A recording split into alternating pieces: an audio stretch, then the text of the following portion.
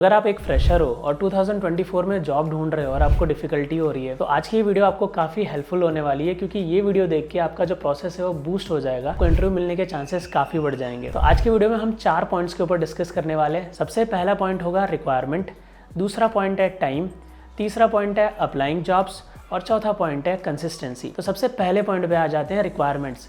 तो अगर आप लास्ट कुछ ईयर से देखोगे, जैसे मैं एक एग्जांपल से बताऊं कि स्टैटिस्टिकल प्रोग्रामर एक जॉब है, अगर इस रोल पे एज अ फ्रेशर आपको जॉब लेनी है तो आज से 10 साल पहले अगर आपको SAS सॉफ्टवेयर भी आता था तो मोर देन इनफ। लेकिन अगर आज से 5 साल पहले की बात करें तो आपको सॉफ्टवेयर प्लस प्रोजेक्ट नॉलेज या क्लिनिकल नॉलेज होना चाहिए। और अभी की बात करें तो काफी चेंजेस हो गए। सॉफ्टवेयर में ही अब आपको एक सॉफ्टवेयर की जगह कम से कम 3 सॉफ्टवेयर आने चाहिए, जैसे कि SAS, R एंड Python, जिसमें से SAS और R तो आपको मस्ट आने चाहिए। तो देख सकते हो कैसे चेंजेस हो रहे हैं। पहले सिर्फ SAS सॉफ्टवेयर था, उसके बाद SAS प्लस क्लिनिकल नॉलेज, अब आज के टाइम पे SAS, R, Python plus clinical knowledge. तो जो रिक्वायरमेंट होता है उसमें टाइम टू टाइम चेंजेस होते रहते हैं। आपको ये जानना है जो भी चीज़ की आप तैयारी कर रहे हो उसकी करंट रिक्वायरमेंट क्या है और उस हिसाब से ही आपको प्रिपरेशन करनी है। क्योंकि अगर आप करंट रिक्वायरमेंट को मैच करते हो, आपका नॉलेज मैच करता है, आपके चांसेस ऑटोमेटिकली हाई रहते हैं इंटरव्यू मिलने या इंटरव्यू क्रैक करने के और जॉब लेने के भी। अब सेकंड पॉइंट पे आ जाते हैं टाइम।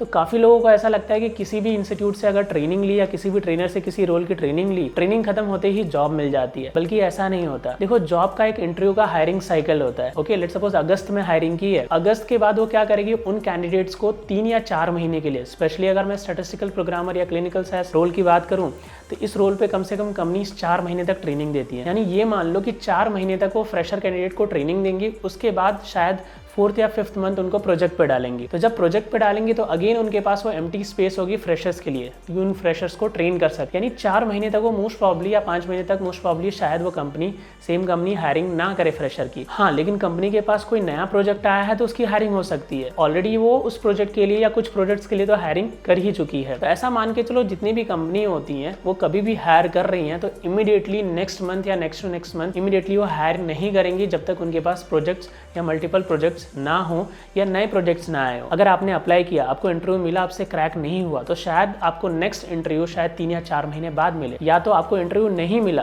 कुछ लोगों को इंटरव्यू मिला, तो उस केस में भी शायद आपको नेक्स्ट राउंड या नेक्स्ट जो कोहर्ट होगा हायरिंग का उसमें आपको इंटरव्यू मिलेगा। आपको ये समझने की जरूरत है ट्रेनिंग के बाद जो दिन निकल रहा है आपका या हर मंथ जो आगे बढ़ रहे हो आप, तो ऐसा नहीं है कि आपको इंटरव्यू नहीं मिल रहा है, आप इंटरव्यू क्रैक नहीं कर पा रहे, आप ही रिस्पॉन्सिबल पर्सन हो उस चीज के लिए। क्योंकि देखो, इंटरव्यूज साइकिल में निकलते हैं। ऐसा नहीं है कि आप 5 महीने हो गए या 4 महीने हो गए आपको इंटरव्यू नहीं मिला। आपको ये समझने की जरूरत है टेक्निकली कि उन 4 महीनों में कितने इंटरव्यूज निकले हैं, कितनी कंपनीज ने हायरिंग की है। क्योंकि अगर उन मंथ्स में ज्यादा हायरिंग नहीं हुई है, वो साइकिल रिपीट नहीं हुई है, अलोन आपको ब्लेम नहीं कर सकते कि मुझे 4 महीने हो गए, मुझे इंटरव्यू मिला ही नहीं, या मुझसे इंटरव्यू क्रैक हुआ ही नहीं, या मुझे जॉब मिला ही नहीं। तो ये कूलिंग पीरियड होता है कि जब भी हायरिंग होगी उसके बाद 3 या 4 महीने या 4 या 5 महीने का कूलिंग पीरियड होता है, उसके बाद वापस हायरिंग शुरू होगी। बल्कि हाँ, बीच बीच में छोटी हायरिंग या छोटी मोटी कंपनीज में हायरिंग हो सकती है। लेकिन अगेन ध्यान में रखना, इस मंथ में अगर इंटरव्यू निकला और आपने अप्लाई किया, आपसे क्रैक नहीं हुआ, तो ऐसा नहीं कि 4 महीने के लिए आप खाली बैठ जाओ, क्योंकि आपको नहीं पता कि कब इंटरव्यूज निकल सकते हैं सडनली,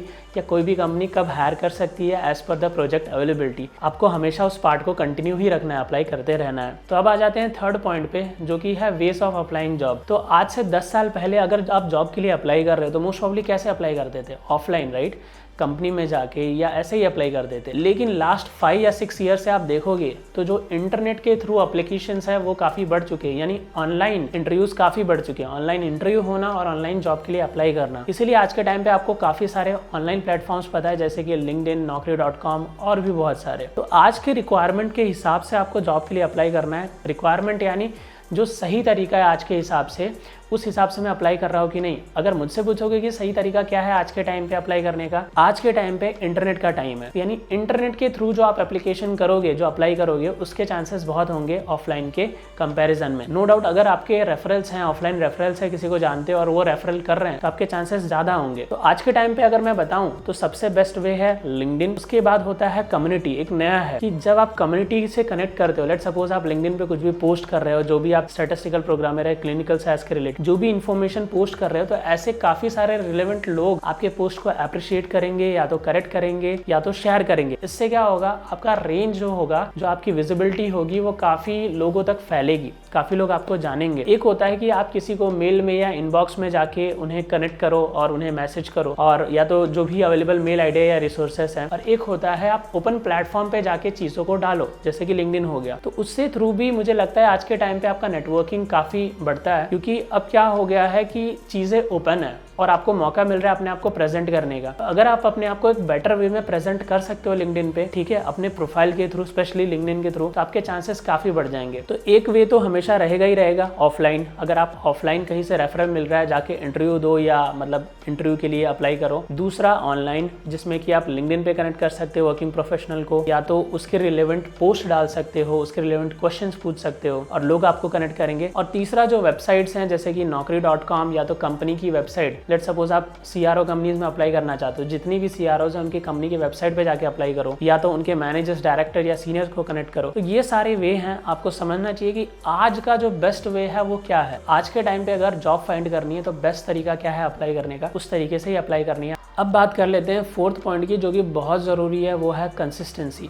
लेट सपोज आगे के जो 3 पॉइंट हमने डिस्कस किए, और इसके पहले लेट सपोज आपने ट्रेनिंग ली, तो जितनी भी मेहनत की है वो पूरी की पूरी मेहनत कंसिस्टेंसी पे ही डिपेंड करती है। बिकॉज कंसिस्टेंसी क्या करता है, आपकी मेहनत को एक रूट देता है। यानी लेट सपोज आपने समझो कि आपने किसी चीज़ को सीखा, आप जर्नी के आधे तक तो आपने काफ़ी मेहनत की, लेकिन आधे के बाद आपने कंसिस्टेंसी छोड़ दी, मेहनत छोड़ दी या कम कर दी, तो क्या आप इंप्रूव करोगे? नहीं करोगे। क्या आपको इंटरव्यूज मिलेंगे? नहीं मिलेंगे। क्या आपसे इंटरव्यू क्रैक होंगे? नहीं होंगे। यानी कभी भी अपनी जर्नी को कंप्लीट करना चाहिए। अगर आपने कोई चीज़ शुरू की है तो उसको कंसिस्टेंट वे में पहले तो उसकी लर्निंग कंप्लीट करो, कंसिस्टेंट वे में जॉब के लिए अप्लाई करो, और अपने आप को एक टाइम दो। ऐसा नहीं है कि आप 3 महीने या 4 महीने का टाइम देके बैठे हो। आज के मार्केट के हिसाब से और जो हायरिंग साइकिल होता है उस हिसाब से अगर आप ये सोचते हो कि मैं 3 या 4 महीने में जॉब ले लूंगा, तो एक बहुत ही इमेजिनरी टाइम है। आपको एक प्रैक्टिकल टाइम अपने लिए नोट करना होगा कि मैं 8 महीने में, 9 महीने में या 7 महीने में जॉब ले लूंगा, जिसमें से मैं 4 महीने सीखने को दूंगा और आगे के 4 महीने में जॉब के लिए अप्लाई करूंगा और प्रॉब्ली इंटरव्यू क्रैक कर लूंगा या जॉब को ले लूंगा। तो जो कंसिस्टेंसी होती है वो क्या इंश्योर करती है। लेट सपोज अगर आपको लर्निंग में डिफिकल्टी आ रही है, अगर कंसिस्टेंट वे में अगर आप सीखोगे तो आपकी लर्निंग इंप्रूव होगी। लेट सपोज आपको इंटरव्यू नहीं मिल रहा है, अगर आप कंसिस्टेंट वे में जॉब के लिए अप्लाई करोगे या जो भी पर्टिकुलर स्टेप्स है वो फॉलो करोगे इंटरव्यू लेने के लिए या इंटरव्यू क्रैक करने के लिए, तो आप उसमें इंप्रूव करोगे। कंसिस्टेंसी क्या करती है, इंश्योर करती है कि जो भी आपकी जो कैपेबिलिटी है आप उसमें 0 to 100% जाओ। लेकिन आप कंसिस्टेंट नहीं होते तो 10, 20, 30, 40% पे जाके रुक जाते हो, आपकी इंप्रूवमेंट रुक जाती है। तो आपको इंश्योर करना है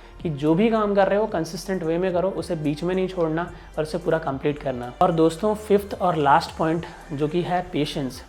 आज के टाइम पे आप सभी को ध्यान रखना है कि कोई भी चीज़ क्विक नहीं होती। नो डाउट हम उस जनरेशन में रह रहे हैं जहाँ पे सारी चीज़ें वन टच हैं, बट जब आपके करियर की बात आती है तो वो वन टच नहीं होता। उसमें लगता है अच्छा खासा टाइम, अच्छा खासा मेहनत, और उसमें आपका अच्छा खासा पेशेंस भी टेस्ट होता है। बिकॉज काफ़ी लोग पता है जर्नी को कंप्लीट करने से पहले ही, बिकॉज उनका पेशेंस साथ नहीं देता उस लेवल का। अगर आपको ऐसा लगता है कि आज के टाइम पे जॉब लेना डिफिकल्ट होता है, तो मैं बता दूं, जब मैं मेरी जर्नी स्टार्ट कर रहा था 6 साल पहले या जब भी, तब मुझे कितनी बार ऐसा हुआ कि मैं मेरी जर्नी छोड़ दूं और ऑलमोस्ट ऐसे एंड पे आ गया था कि मैं छोड़ने ही वाला था या छोड़ ही चुका था, और मुझे खुद को आज से 6 साल पहले 1 ईयर या उससे थोड़ा सा ज्यादा टाइम लग गया था, ठीक है, एक अच्छी जॉब को लेने में। तो मैं ऐसे कैसे बोल दूं कि आज के टाइम पे 6 साल बाद, क्योंकि मैं 6 साल पहले की बात बोल रहा हूँ, चीजें बहुत जल्दी हो जाएंगी। और ठीक है, जहाँ मार्केट की बात करें कि मार्केट अप एंड डाउन, देखो वर्ल्ड में कुछ ना कुछ चलता रहेगा। दुनिया में कहीं ना कहीं वॉर होगा, कहीं ना कहीं कुछ ना कुछ ग्लोबल इशूज होंगे, कहीं ना कहीं इकोनॉमिक इशूज हो सकते हैं। कोई ना कोई प्रॉब्लम की वजह से इकोनॉमी एंड डाउन जाएगी, वो आपके हाथ में नहीं है। वो मेरे टाइम पे भी सेम था, किसी और के टाइम पे भी सेम है, आपके टाइम पे भी सेम है। इकोनॉमी कभी आपके कंट्रोल में रही नहीं है। तो अगर आपको ऐसा लगता है कि